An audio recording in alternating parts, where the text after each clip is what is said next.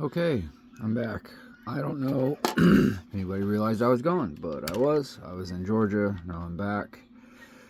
This is a J&C mini shackle.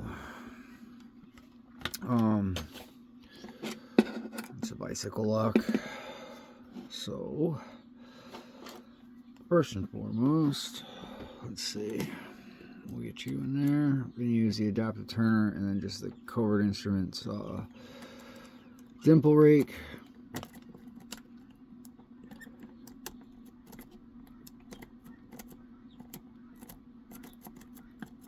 There we go, and it's open. You see it's open.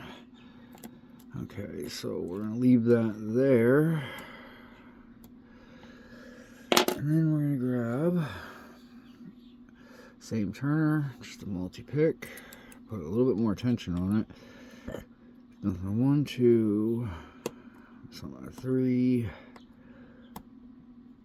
4.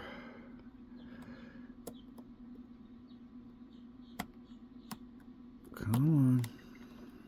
1, 2, and then 1, and it opens.